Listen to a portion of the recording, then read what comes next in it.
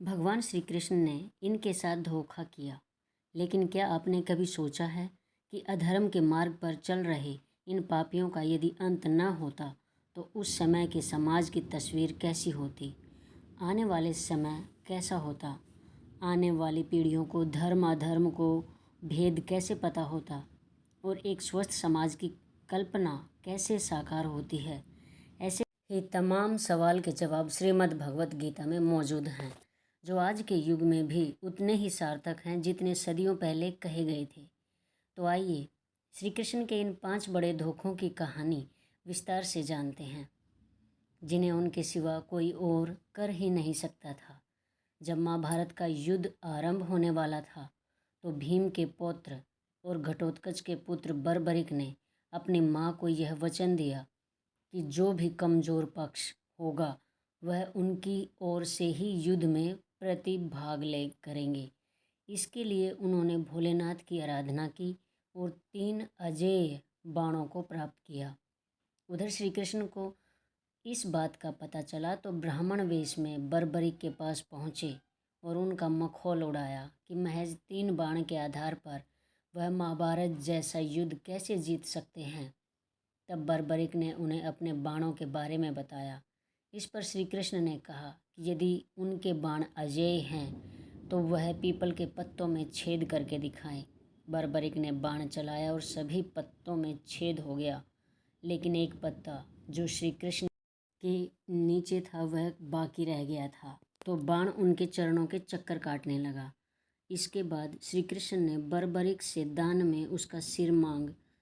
इस दान को सुनते ही वह समझ गया कि यह जो सामने है वह ब्राह्मण नहीं हो सकते। तो बर्बरिक ने उनसे पूछा वह कौन है, और श्री कृष्ण ने उन्हें सब सच बताकर अपने विराट रूप के दर्शन कराए। इसके बाद बर्बरिक ने अपने सिर का दान तो कर दिया, लेकिन महाभारत युद्ध देखने की इच्छा जाहिर की। इस पर श्री कृष्ण ने बर्बरिक की महाभारत युद्ध को देखने की इच्छा पूर्ति के लिए उस पर अमृत का छिड़काव करके एक पहाड़ी पर उसका सिर रख दिया, ताकि वह पूरा महाभारत का युद्ध देख सके। महाभारत के अनुसार जब कर्ण और अर्जुन का युद्ध चल रहा था, तब संग्राम में कर्ण ने अपने बाणों से शत्रु पक्ष के बहुत से वीरों का संहार कर डाला। 17वें दिन से पहले तक कर्ण का युद्ध अर्जुन के अतिरिक्त सभी पांडवों से हुआ। उसने महाबली भीम सहित पांडवों को एक एक करके परास्त कर दिया, लेकिन माता कुंती को दिए वचनानुसार उसने किसी भी पांडव की हत्या नहीं की। 17वें दिन के युद्ध में जब कर्ण और अर्जुन आमने सामने थे, युद्ध में कर्ण द्वारा अर्जुन का सिर धड़ से अलग करने के लिए नागास्त्र का प्रयोग किया गया, लेकिन श्री कृष्ण द्वारा सही समय पर रथ को भूमि में थोड़ा सा धंसा लिया गया। इससे अर्जुन बच गया। इससे नागास्त्र अर्जुन के सिर के ठीक ऊपर से उसके मुकुट को छेदता हुआ निकल गया। नागास्त्र पर उपस्थित अश्वसेना नाग ने कर्ण से निवेदन किया कि वह उस अस्त्र का दोबारा प्रयोग करे, ताकि इस बार वह अर्जुन के शरीर को बेधता हुआ निकल जाए। लेकिन कर्ण ने माता कुंती को दिए वचन का पालन करते हुए उस अस्त्र के पुनः प्रयोग से इनकार कर दिया। इसके बाद युद्ध चल ही रहा था कि कर्ण के रथ का एक पहिया धरती में धंस गया। वह अपने को देवीय अस्त्रों के प्रयोग में भी असमर्थ पाता है, जैसा कि उसके गुरु परशुराम का शाप था। तब कर्ण अपने रथ के पहिए को निकालने के लिए नीचे उतरा और अर्जुन से निवेदन किया कि वह युद्ध के नियमों का पालन करते हुए कुछ देर के लिए उस पर बाण चलाना बंद कर दे। तब श्री कृष्ण अर्जुन से कहते हैं, कर्ण को कोई अधिकार नहीं है कि वह अब युद्ध नियमों और धर्म की बात करे, जबकि स्वयं उसने भी अभिमन्यु के वध के समय किसी भी युद्ध नियम और धर्म का पालन नहीं किया था। उन्होंने अर्जुन से कहा कि अभी कर्ण असहाय है, इसलिए उसका वध करे। तब अर्जुन ने एक दैवीय अस्त्र का उपयोग करते हुए कर्ण का सिर धड़ से अलग कर दिया। सूर्यास्त से पहले जयद्रथ को मारने की अर्जुन की प्रतिज्ञा सुनकर जयद्रथ कांपने लगा। तब द्रोणाचार्य ने उसे आश्वासन दिया कि वे ऐसा व्यू बनाएंगे कि अर्जुन उसे देख ही नहीं पाएगा। वे स्वयं अर्जुन से लड़ते रहेंगे तथा व्यू के द्वार पर भी स्वयं ही रहेंगे। अगले दिन युद्ध शुरू हुआ। अर्जुन को जयद्रथ कहीं दिखाई नहीं दे रहे थे। उधर दिन बीतने लगा। धीरे धीरे अर्जुन की निराशा बढ़ती गई। यह देखकर श्री कृष्ण बोले, पार्थ, समय बीत रहा है और कौरव सेना ने जयद्रथ को रक्षा कवच में घेर रखा है। अतः तुम शीघ्रता से कौरव सेना का संहार करते हुए अपने लक्ष्य की ओर बढ़ो। यह सुनकर अर्जुन आगे बढ़े, लेकिन जयद्रथ तक पहुंचना मुश्किल था। सूर्यास्त होने वाला ही था। तब श्री कृष्ण ने अपनी माया फैला दी। इसके फलस्वरूप सूर्य बादलों में छिप गया और शाम का भ्रम उत्पन्न हो गया।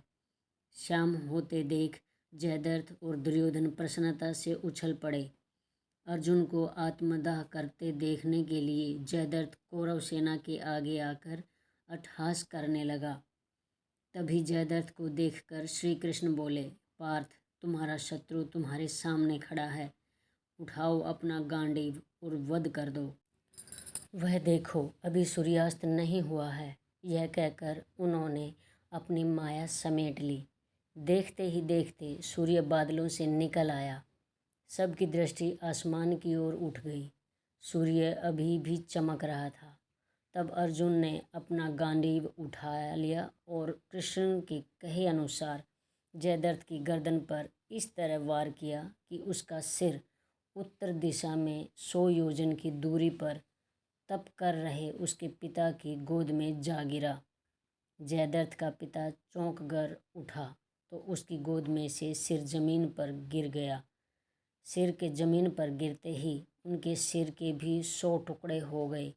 पौराणिक कथाओं के अनुसार मगध के शासक जरासंध ने मथुरा पर हमला करा दिया। हमले के लिए जरासंध ने शिवजी से अजय का वरदान प्राप्त कालयवन को भेजा। वरदान के कारण श्री कृष्ण ने कालयवन को नहीं मारा। कालयवन से भयंकर युद्ध चल रहा था। युद्ध के दौरान वह रण छोड़कर ललितपुर के धौजरी के पास पर्वत पर स्थित एक गुफा में आकर छुप गए। गुफा में उस समय मुचुकुंद ऋषि तपस्या कर रहे थे।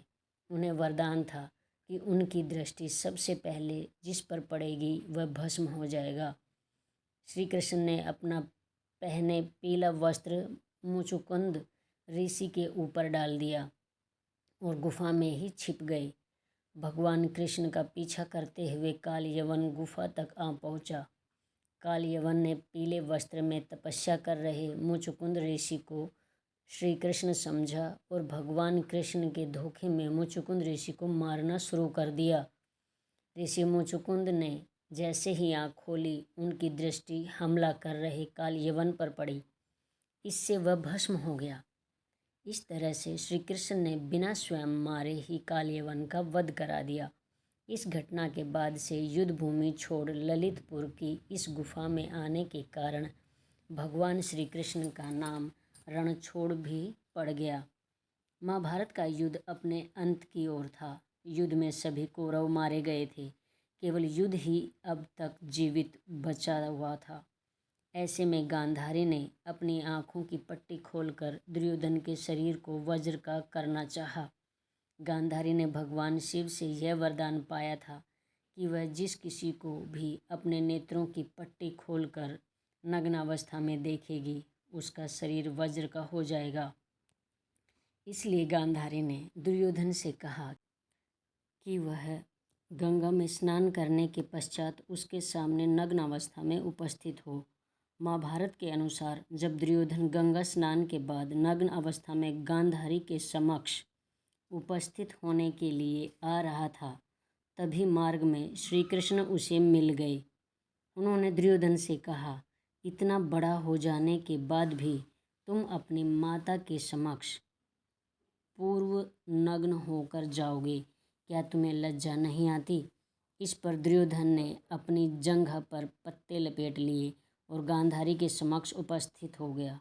जब गांधारी ने अपने नेत्रों से पट्टी खोलकर उसे देखा तो उसकी दिव्य दृष्टि जंघा पर नहीं पड़ सकी। इसके चलते दुर्योधन की जंघाएं वज्र की नहीं हो सकी। युद्ध के अंत समय में दुर्योधन एक सरोवर में प्रवेश कर गया।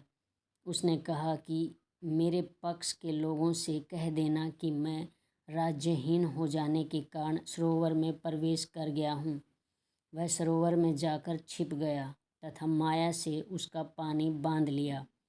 तभी कृपाचार्य, अश्वत्थामा तथा कृतवर्मा दुर्योधन को ढूंढते हुए उस ओर जा निकले और दुर्योधन को पांडवों से युद्ध करने का आदेश देने लगे। उनका कहना था कि इस प्रकार जल में छिपना कायरता है। तभी पांडव भी वहां पहुंचे। उन्होंने देख कि सरोवर का जल माया से स्तंभित है और उसके अंदर दुर्योधन भी पूर्ण सुरक्षित है। श्री कृष्ण ने युधिष्ठिर को भी माया का प्रयोग करने का परामर्श दिया। युधिष्ठिर आदि ने दुर्योधन को कायरता के लिए धिक्कारा तथा युद्ध के लिए ललकारा। तब श्री कृष्ण ने कहा कि आप लोगों में से भीम से इतर कोई भी दुर्योधन से गदा युद्ध करने योग्य नहीं है। तभी दोनों का द्वंद्व युद्ध आरंभ हुआ और भीम के देखने पर श्री कृष्ण ने अपनी बाईं जांघ को ठोका। भीम संकेत समझ गए और उन्होंने पैंतरा बदलते हुए दुर्योधन की जांघें गदा के प्रहार से तोड़ डाली। ये और कहानियों के लिए मेरे चैनल को सब्सक्राइब करें।